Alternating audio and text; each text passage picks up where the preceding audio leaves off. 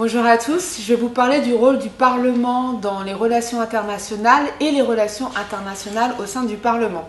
Je suis actuellement conseiller diplomatique et conseiller spécial auprès du président de l'Assemblée nationale, Jean-Max Rakotomamondji de Madagascar, et j'ai l'honneur de travailler avec lui étroitement sur les relations internationales et la diplomatie parlementaire, qui a un nouveau rôle au sein de l'Assemblée nationale de Madagascar.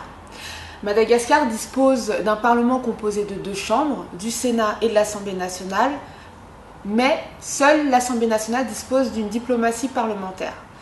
Ça s'explique tout simplement car le Sénat est une jeune chambre qui a été mise en place il y a à peine 1 an maintenant, et que l'Assemblée nationale a été mise en place en même temps que le président de la République Ratsonarmampian, à savoir en 2014.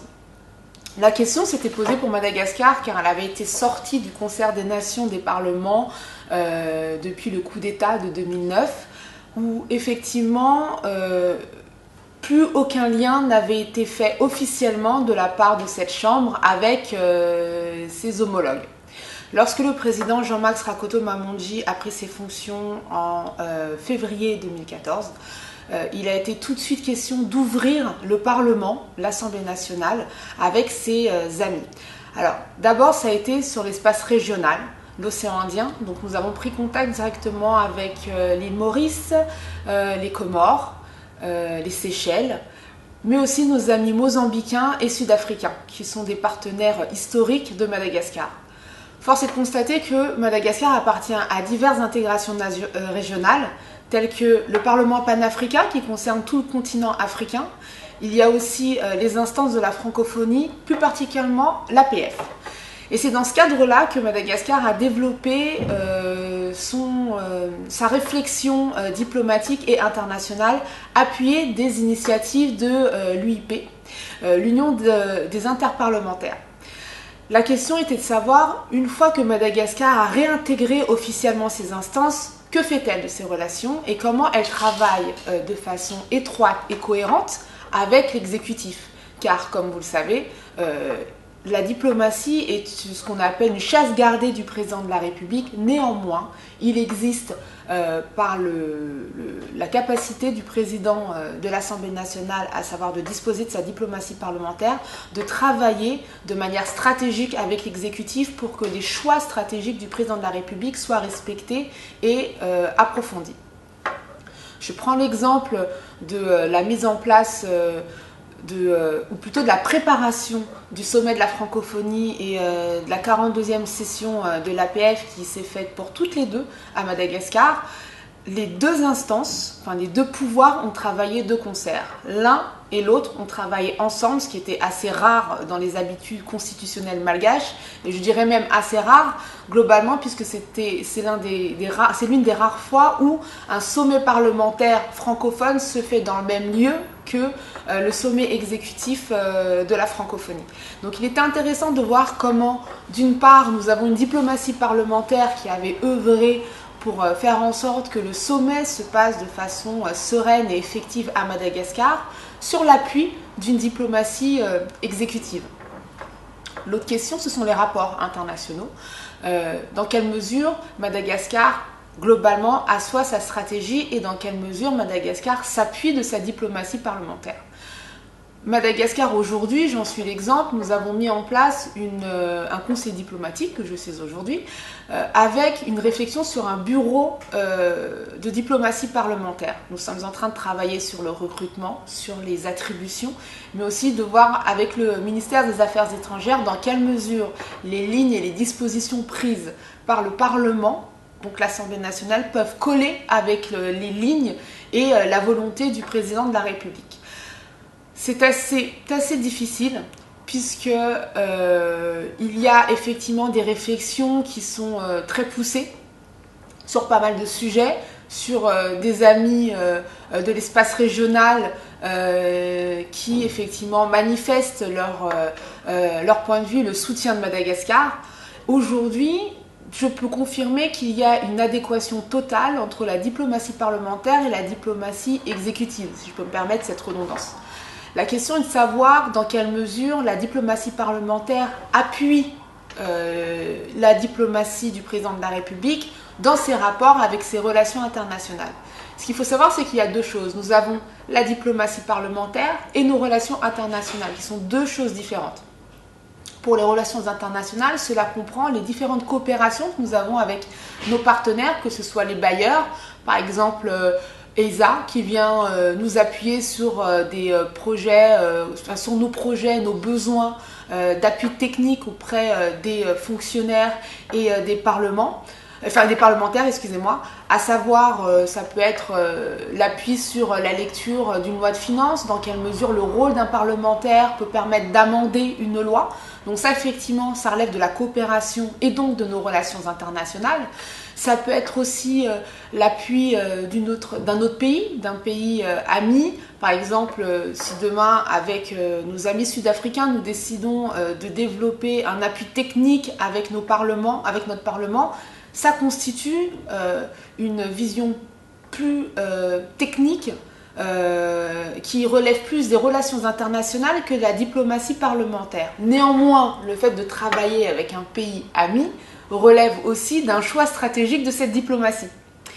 J'entends par là qu'on ne peut pas effectivement solliciter l'aide d'un partenaire émanant d'un autre pays s'il n'y a pas des liens d'amitié reconnus et soutenus par l'exécutif.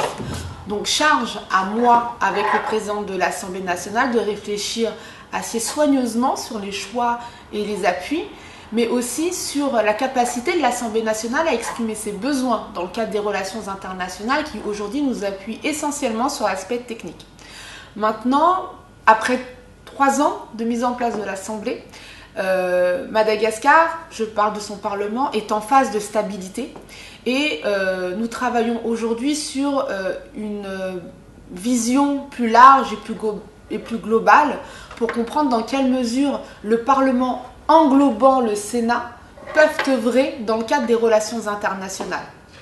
J'entends les différentes sessions qui sont aménagées dans le cadre des réunions sur des thématiques bien particulières. Nous sortons là de la semaine de la femme. Madagascar a été sollicité dans différents colloques et conférences avec la présence des parlementaires. Effectivement, cela constitue une réflexion dans la mesure où nous devons aussi appuyer le Sénat qui doit aussi intégrer petit à petit cette réflexion internationale.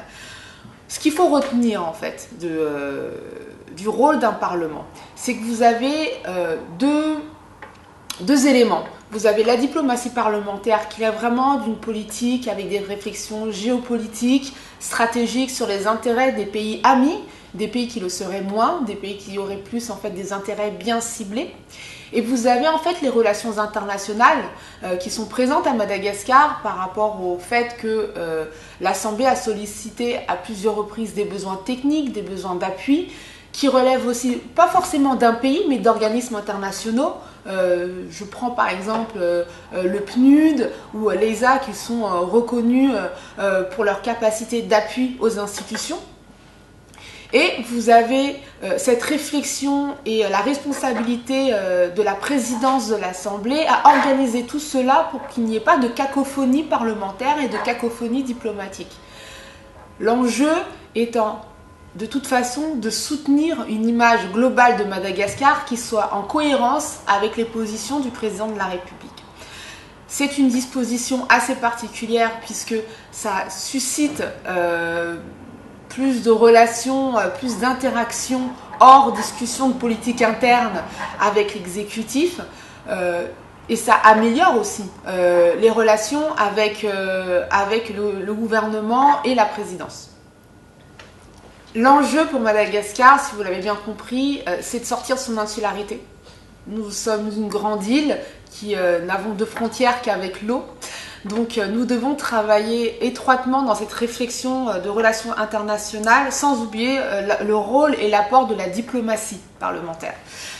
Les objectifs aujourd'hui de la présidence de l'Assemblée nationale est d'une part de rendre plus cohérents les discussions qui ont été mises en place par le président de la République avec ses pairs, de ratifier les accords internationaux, puisque ça relève de l'Assemblée nationale, voir dans quelle mesure certains engagements de la part du président de la République rentrent de façon effective avec le Parlement, dans quelle mesure les lois internes doivent être modifiées, et d'inciter effectivement les parlementaires à réfléchir clairement sur la mise en place de ces engagements. Cela demande au président de l'Assemblée nationale d'avoir une vision plus globale en fait sur ses rapports avec ses amis continentaux. Je parle là de l'Afrique, où effectivement depuis plusieurs années nous nous étions reculés de ce continent à cause des crises politiques que Madagascar traversait.